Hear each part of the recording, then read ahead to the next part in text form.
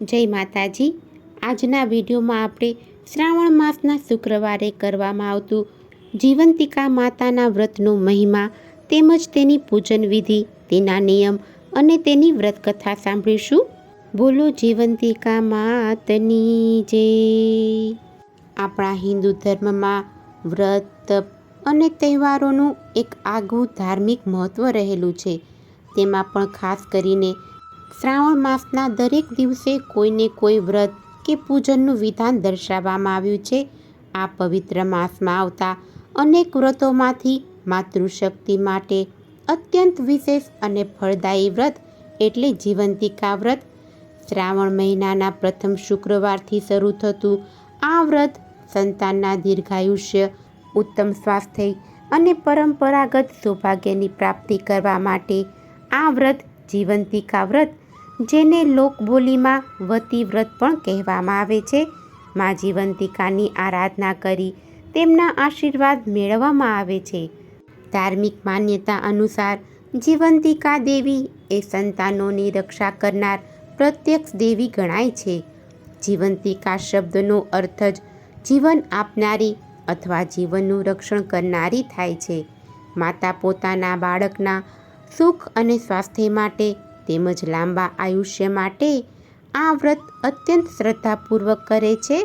એવી માન્યતા છે કે જે ઘરમાં જીવંતિકા માતાનું પૂજન અર્ચન થાય છે ત્યાં બાળક પર આવતી તમામ આધિ વ્યાધિ ઉપાધિઓ માતા હરી લે છે। જીવંતિકા માતા અદૃશ્ય સ્વરૂપે બાળકની ચારેય તરફથી રક્ષા કવચ બનીને રહે છે। નવપરણી સ્ત્રીઓ ઉત્તમ સંતાનની પ્રાપ્તિ માટે અને માતાઓ પોતાના સંતાનોના રક્ષણ માટે શ્રાવણ માસના શુક્રવારે આ વ્રત કરે છે। હવે આપણે સૌપ્રથમ જાણી લઈએ આ વ્રતના નિયમો વિશે। જીવંતિકા માતાના વ્રતમાં લાલ રંગનું ઘણું જ મહત્ત્વ છે। આ દિવસે મહિલાઓ મુખ્યત્વે લાલ રંગના વસ્ત્રો ધારણ કરે છે। લાલ રંગને સૌભાગ્યનું પ્રતીક માનવામાં આવે છે। આથી પૂજા સમયે તેમજ આખો દિવસ લાલ રંગના કપડાં પહેરવા જોઈએ। આજના દિવસે પીળી વસ્તુનો ત્યાગ કરવાનો છે। પીળા કપડાં કે પીળી ડિઝાઇનવાળા કપડાં પણ પહેરવાના નથી। પૂજા કરવા બેસો ત્યારે આસન પણ પીળા રંગનું ના હોવું જોઈએ। માતાજીનું જે સ્થાપન કરીએ બાજોઠ હોય તે પણ પીળા રંગનો ના હોવો જોઈએ, અને જો તે પીળા રંગનો હોય તો તેના ઉપર લાલ રંગનું કપડું પાથરી તેના ઉપર પૂજન કરવું। માતાજીને પ્રસાદમાં ધરાવવામાં આવતા ફળ કે ફ્રૂટ પણ પીળા રંગના ના હોવા જોઈએ। માતાજીને આજે ખાસ કરીને ઘઉંના લોટનો શીરો, લાપસી કે સુખડી ધરાવવામાં આવે છે, અને એકટાણામાં પણ તે જ વસ્તુ આરોગવામાં આવે છે। જો તમને ઘઉંના લોટનો શીરો ના ભાવતો હોય તો રવાનો કે રાજગરાનો શીરો પણ બનાવી શકાય। જીવંતિકા વ્રત એ શ્રાવણ માસના અજવાળિયાના શુક્રવારે કરવામાં આવે છે। જો કોઈ અડચણ હોય તો કોઈ પણ શુક્રવારે કરી શકાય છે। આ વ્રત 5, 7, 9 કે 11 એમ એકી સંખ્યામાં કરવામાં આવે છે। ઘણા બહેનો જીવન પર્યંત પણ આ વ્રત કરતા હોય છે। આ વ્રતમાં લાલ રંગનો ઘણો જ મહિમા છે। માતાને આ દિવસે લાલ રંગની વસ્તુ અર્પણ કરવામાં આવે છે, લાલ રંગની વસ્તુ ખાવામાં આવે છે, તેમજ લાલ રંગની વસ્તુ પહેરવામાં આવે છે। પીળા રંગની વસ્તુઓનો આ દિવસે ત્યાગ કરવો જોઈએ। માતાજીને પીળા રંગની વસ્તુ ધરાવવામાં આવતી નથી। આ વ્રત કરનાર બહેનોએ આજના દિવસે પીળા રંગના ઘરેણાં કે વસ્ત્ર ન પહેરવા। આજના દિવસે પીળા રંગના ઘરેણાં કે વસ્ત્ર પહેરવામાં આવતા નથી। જો તમે પહેરેલા હોય તો ત્યાં કંકુનો ચાંદલો કરી લેવો જોઈએ અને પછી માતાજીની પૂજા કરવી જોઈએ। આજના દિવસે વહેતા જળને ઓળંગવું નહીં, તેમજ લીલા કે પીળા મંડપ નીચે જવું નહીં। રાત્રે 12 વાગ્યા સુધીનું જાગરણ કરવું। વ્રતનો સંકલ્પ પૂરા થયે તેનું ઉજવણું કરવું। ઉજવણામાં એક સૌભાગ્યવતી સ્ત્રી, એક બાળક અને એક કુંવારિકાને જમાડવી। પોતાની અનુકૂળતા પ્રમાણે દાન પુણ્ય કરવા અને માતાજીની આરાધના કરવી। વ્રતની પૂજન વિધિ માટે શ્રાવણ માસના શુક્રવારે સવારે વહેલા ઉઠી સ્નાનાદિ નિત્યકર્મ પતાવીને મનોમન જીવંતિકા માતાનું ધ્યાન ધરી અને વ્રતનો સંકલ્પ કરવો. ત્યારબાદ એક બાજોટ ઉપર લાલ રંગનું વસ્ત્ર પાથરીને ગંગાજળ છાંટી પવિત્ર કરવું. તેના ઉપર કળશની સ્થાપના કરવી. પછી માતાજીની સ્થાપના કરી ધૂપ દીપ નૈવેદ્યથી પૂજા કરવી, આરતી કરવી અને થાળ ધરાવવો. થાળમાં માતાજીને ઘઉંના લોટનો શીરો કે લાપસીનો પ્રસાદ ધરાવો અને આ પ્રસાદ એકટાણું કરવા બેસો ત્યારે એકટાણામાં આ પ્રસાદને આરોગવો, તેનું ભોજન કરવું. આખો દિવસ કોઈની નિંદા કુથલી કરવી નહીં. માતાજીની સ્તુતિ તથા મંત્ર જાપ કરવા અને વ્રતકથા અવશ્ય સાંભળવી. ત્યારબાદ માતાજી સમક્ષ ભૂલ બદલ ક્ષમા યાચના કરવી. માતાજીને 2 હાથ જોડી અને પ્રાર્થના કરવી કે હે માતાજી, તમામ નિયમો હું સંપૂર્ણ જાણતી નથી. મારી શક્તિ અને સમજણ પ્રમાણે મેં આપનું વ્રત કર્યું છે. તેમાં કોઈ ભૂલચૂક થઈ હોય તો મને ક્ષમા કરજો અને મારી નાની એવી ભક્તિનો માં તમે સ્વીકાર કરજો. મારા ઉપર કૃપા દ્રષ્ટિ રાખજો. હે જીવંતિકામાં, મારા સંતાનો ઉપર સદાય આપના આશીર્વાદ બનાવી રાખજો. તેમને દીર્ઘાયુષ્ય આપજો, સારું સ્વાસ્થ્ય, બુદ્ધિ, સુખ અને સમૃદ્ધિ આપજો. તેમને દરેક પ્રકારના રોગ, દુઃખ, ભય, સંકટ અને અશુભ પરિસ્થિતિમાં સાથે રહેજો. મારા સમગ્ર પરિવારનું રક્ષણ અને કલ્યાણ કરજો. મારા ઘરમાં સદાય સુખ શાંતિ, પ્રેમ, એકતા અને સમૃદ્ધિ જળવાઈ રહે એવી આપ કૃપા કરજો. માતાજીની સ્તુતિ કરીએ.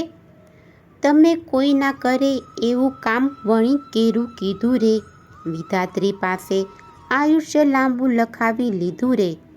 માતા બ્રહ્માણી કેરા વ્રત ફળ્યા એમ ફળજો રે. ખોળા પાથરી માંગુ છું માં, તમે દુઃખ હરજો રે. બોલો જીવંતિકા માતની જય. હવે આપણે જીવંતિકા માતાની વ્રતકથા સાંભળીશું. આ વ્રત શ્રાવણ માસના પહેલા શુક્રવારથી થાય છે. જો કોઈ તકલીફ હોય તો બીજા શુક્રવારથી પણ કરી શકાય છે. આ વ્રત કરનારે સવારે વહેલા ઉઠી નાહી ધોઈ લાલ વસ્ત્ર પહેરવા, 5 દિવેટનો દીવો કરી એક પાટલા ઉપર દીવો મૂકી પત્ર, પુષ્પ, ચોખા, કંકુ વગેરેથી જીવંતિકા દેવીનું પૂજન કરવું. ભક્તિભાવપૂર્વક વંદન કરી માને પ્રાર્થના કરવી. તેમની કથા વાર્તા વાંચવી. માતાજીને પ્રસાદમાં લાપસી કરી નૈવેદ્ય ધરાવવું. જમણા હાથમાં ચોખા રાખી માતાજી આગળ હૃદયની ભાવના રજૂ કરવી. પછી એ ચોખાના દાણાને ચારે દિશામાં નાખી મનનો સંકલ્પ માતાજી આગળ રજૂ કરવો. માતાજીને ધરાવેલા પ્રસાદ વ્રત કરનારે આરોગવો.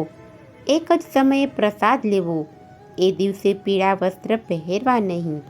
ઘણા વર્ષ પહેલાં મિહિર નામનો એક રાજા થઈ ગયો. આ રાજાની રાણીનું નામ સુલક્ષણા હતું. રાજા રાણી બધી વાતે સુખી હતા, પણ તેમને એક વાતનું દુઃખ હતું. તેમના ઘેર શેર માટીની ખોટ હતી. તેમને એક પણ સંતાન હતું નહીં. તેથી રાણીબા ચિંતામાં ને ચિંતામાં સુકાતા જતા હતા. એક દિવસની વાત છે. રાણી ઉદાસ મને પોતાના ઓરડામાં બેઠી હતી. તેવામાં એક દાસી આવી ચડી. દાસી સુયાણીનું કામ કરતી હતી. એટલે ગામમાં કોઈને સુવાવડ આવે તો સૌ તેને બોલાવે. દાસી રાણીના મનની વાત ગળી ગઈ. તેણે રાણીને કહ્યું, રાણીબા, તમે આટલી બધી ચિંતા શા માટે કરો છો? તમે આજ્ઞા કરો તો હમણાં હું ઉપાય બતાવું. રાણી કહે છે, બોલ, શું ઉપાય છે? ત્યારે દાસીએ ધીમેથી રાણીના કાનમાં કહ્યું, જુઓ રાણીબા, ગામમાં એક બ્રાહ્મણીને 3જો મહિનો જાય છે. આજથી તમે સગર્ભા છો તેવો ઢોંગ કરો. પછી આગળનું કામ હું સંભાળી લઈશ. દાસીની વાત સાંભળી રાણીએ તો પ્રથમ ખચવાટ અનુભવ્યો, પણ દાસીએ તેમને કહ્યું, તમે બીઓ નહીં. આ વાતની ખબર કોઈને નહીં થાય. રાણીએ દાસીની વાત માની લીધી. પોતે ગર્ભવતી છે એવી વાત ફેલાવા માંડી. આ વાતને 7 મહિના વીતી ગયા. ત્યાં બ્રાહ્મણીએ મધરાતે દાસીને તેડાવી. મધરાતે બ્રાહ્મણીએ પુત્રને જન્મ આપ્યો. દાસી છાનીમાની આ પુત્રને લઈ અને ચાલતી થઈ ગઈ અને રાણીના ઓરડામાં પાછલી બારીએથી દાખલ થઈ બાળકને રાણીને આપ્યું. રાણી તો રાજી થઈ ગયા. સવાર થતાં આખા રાજભવનમાં આ વાત ફેલાઈ ગઈ. બધા રાજાને ત્યાં પુત્રનો જન્મ થયો એ સાંભળી અને રાજીના રેડ થઈ ગયા. જ્યારે આ બાજુ બ્રાહ્મણી પુત્ર ગુમ થતાં આંસુ સારવા લાગી. આ બ્રાહ્મણી જીવંતિકા દેવીનું વ્રત કરતી હતી એટલે દેવી તેના બાળકનું રક્ષણ કરવા રાજભવનમાં પણ આવ્યા. સમય જતાં આ રાજકુમાર મોટો થવા લાગ્યો. તેનું નામ ભરત પાડ્યું. થોડા સમય બાદ રાજા મરણ પામ્યો એટલે ભરતકુમાર રાજગાદીએ બેઠો. તે ઘણો દયાળુ અને ધર્મિષ્ઠ હતો. તે પ્રજાને પુત્ર સમાન ગણતો હતો. એક દિવસ રાજા ભરતકુમાર પિતાનું શ્રાદ્ધ કરવા માટે ગયાજી જવા માટે નીકળ્યા. રસ્તામાં તે એક વાણિયાને ત્યાં રાત રોકાયા. આ વાણિયાને 6 બાળકો થયા અને 6 બાળકો વારાફરતી છઠ્ઠીના દિવસે મરણ પામ્યા. આજે 7મા બાળકની છઠ્ઠી હતી અને વિધાત્રી લેખ લખવા માટે આવવાના હતા. ઘરના બધા ઊંઘી ગયા હતા. ત્યારે માં જીવંતિકા રાજકુમારનું રક્ષણ કરતા બારણા પાસે ઊભા હતા. મધરાત થતાં વાણિયાને ત્યાં વિધાત્રી પધાર્યા એટલે જીવંતિકા માતાએ આડું ત્રિશૂળ ધર્યું અને કહ્યું, દેવી વિધાત્રી, તમે અહીં કેમ આવ્યા છો? ત્યારે વિધાત્રી દેવી કહે છે, વાણિયાના દીકરાની આજે છઠ્ઠી છે એટલે તેના લેખ લખવા આવી છું. બહેન, લેખમાં શું લખશો? એના ભાગ્યમાં છે તે લખીશ. તે છોકરો સવારે મરણ પામશે.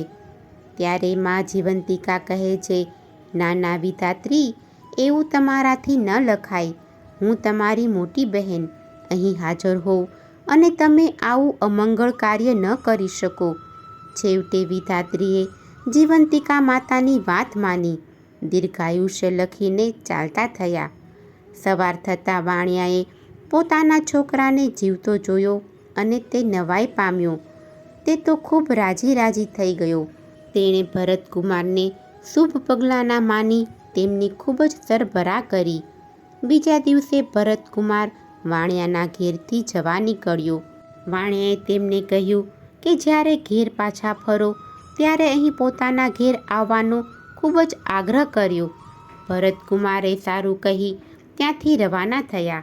તેઓ ગયાજી પહોંચી ગયા. ત્યાં જઈ શ્રાદ્ધ કર્મ કર્યું. પિંડદાન કરવા માટે હાથ લાંબો કર્યો તો તેને એકના બદલે 2 હાથ દેખાયા. ભરતકુમાર વિચારમાં પડ્યો. તેણે પંડિતોને આનું કારણ પૂછ્યું, પરંતુ પંડિતોએ તેને કોઈ જવાબ આપી શક્યા નહીં. આમાં બીજો હાથ કોઈ દેવીના હાથ જેવો લાગતો હતો. ભરતકુમાર શ્રાદ્ધ ક્રિયા પતાવી પાછો વળ્યો. રસ્તામાં પેલું વાણિયાનું ઘર આવ્યું. ભરતકુમાર વાણિયાના ઘેર ગયો. એ દિવસે વાણિયાને ત્યાં ફરી બીજા બાળકની છઠ્ઠી હતી. મધરાત થતાં પાછા વિધાત્રી લેખ લખવા માટે આવ્યા. આ વખતે પણ માં જીવંતિકાએ તેમને રોક્યા અને આ બાળકનું દીર્ઘાયુષ્ય લખવા કહ્યું. વિધાત્રીએ તેમના કહ્યા પ્રમાણે કર્યું. લેખ લખીને આવ્યા પછી વિધાત્રીએ માને પૂછ્યું, દેવી જીવંતિકા, તમે આ વાણિયાના ઘેર કેમ પધાર્યા છો? એટલામાં રાજકુમાર ભરતની ઊંઘ ઉડી ગઈ. તેને કોઈક વાત કરી રહ્યું હોય તેમ લાગ્યું. તે ચૂપચાપ પથારીમાં પડ્યો તે વાત સાંભળવા લાગ્યો. જીવંતિકા દેવી બોલ્યા, દેવી વિધાત્રી, આ રાજકુમારની માતા વર્ષોથી શુક્રવારે મારું વ્રત કરે છે. તે દિવસે પીળા વસ્ત્રો પહેરતી નથી, પીળા અલંકારો ધારણ કરતી નથી, ચોખાના પાણીને ઓળંગતી નથી અને પીળા માંડવા નીચે જતી નથી. તેથી મારે આ રાજકુમારની રક્ષા કરવી પડે છે. એ જ્યાં જાય ત્યાં મારે જવું પડે છે. તેના લીધે હું આજે આ વાણિયાના ઘેર છું. જ્યાં સુધી વાણિયાના ઘેર મારો વાસ હોય ત્યાં સુધી હું તેના બાળકનું અહિત શી રીતે થવા દઉં? ભલે કહી અને વિધાત્રી તો જતા રહ્યા. સવાર થતાં વાણિયાએ જોયું તો તેનો બીજો દીકરો પણ જીવતો જણાયો. એને લાગ્યું કે નક્કી આ ભરતકુમાર કોઈ મહાન માણસ છે. બીજા દિવસે ભરતકુમારે રજા માંગી ત્યારે વાણિયાએ તેમને આનંદથી રજા આપી. થોડા દિવસમાં ભરતકુમાર રાજમહેલમાં પાછો આવ્યો. આવીને તેમણે રાણીમાને પૂછ્યું, માં, તમે કયું વ્રત કરો છો? ત્યારે રાણી કહે, બેટા, હું તો એકેય વ્રત કરતી નથી. આ સાંભળી રાજકુમારને નવાઈ લાગી. તેને ખાતરી થઈ ગઈ કે આ મારી સગી માં નથી. તેણે પોતાની માને શોધી કાઢવાનું નક્કી કર્યું. શ્રાવણ માસના પહેલા શુક્રવારે રાજા ભરતકુમારે આખા નગરમાં ઢંઢેરો પીટાવ્યો કે આજે નગરીની બધી સ્ત્રીઓ પીળા વસ્ત્રો પહેરીને જમવા આવે. કોઈએ ઘર રહેવું નહીં. શુક્રવારના દિવસે બધી સ્ત્રીએ પીળા વસ્ત્રો પહેરી અને જમવા આવી. રાજકુમારે નગરમાં તપાસ કરાવી કે કોઈ બાકી તો નથી રહ્યું ને. તપાસ કરતાં માલુમ પડ્યું કે એક બ્રાહ્મણી આવવાની ના પાડે છે. તેને જીવંતિકા માતાનું વ્રત કર્યું હોવાથી તે પીળા વસ્ત્રો નહીં પહેરે. રાજા ભરતકુમાર આખી વાત સમજી ગયો. તેણે બ્રાહ્મણી માટે લાલ વસ્ત્રો મોકલ્યા. બ્રાહ્મણી લાલ વસ્ત્રો પહેરીને આવી. રાજકુમાર પોતાની માને જોઈ ખૂબ રાજી થઈ ગયો. માં દીકરો સામે મળતા જ બ્રાહ્મણીના સ્તનમાંથી દૂધની સેર નીકળી અને રાજકુમારના મોંમાં પડી. આ જોઈ અને બધા અચરજ પામ્યા. રાજકુમારે રાણીમાને આ બાબતે પૂછતા રાણીએ રડતા રડતા સઘળી હકીકત જણાવી. રાજકુમાર પેલી બ્રાહ્મણીને માં કહીને ભેટી પડ્યો અને તેને પોતાની સાથે રાજમહેલમાં રાખી. જીવંતિકા માતાના વ્રતના પ્રભાવથી બ્રાહ્મણીને પોતાનો ખોવાયેલો પુત્ર પાછો મળ્યો અને માતાજીએ તેનું રક્ષણ કર્યું. આમ જીવંતિકા માતાનું વ્રત એ પરિવારમાં સુખ, શાંતિ, સમૃદ્ધિ અને સંતાનોને દીર્ઘાયુષ્ય પ્રદાન કરે છે. માતા જીવંતિકા આપ સૌના સંતાનોનું રક્ષણ કરે અને દીર્ઘ આયુષ્ય બક્ષે. હે માં જીવંતિકા, તમે જેવા બ્રાહ્મણના બાળકનું રક્ષણ કર્યું તેવું તમારું વ્રત કરનાર સૌના બાળકનું રક્ષણ કરજો. એમને સુખ સંપત્તિ આપજો. બોલો જીવંતિકા માતની જય. જો તમને આજની આ કથા પસંદ આવી હોય તો એક લાઈક આપી ચેનલને સબસ્ક્રાઈબ કરો. આજનો આ વિડીયો સાંભળવા બદલ આપનો ખૂબ ખૂબ આભાર. જય શ્રી કૃષ્ણ.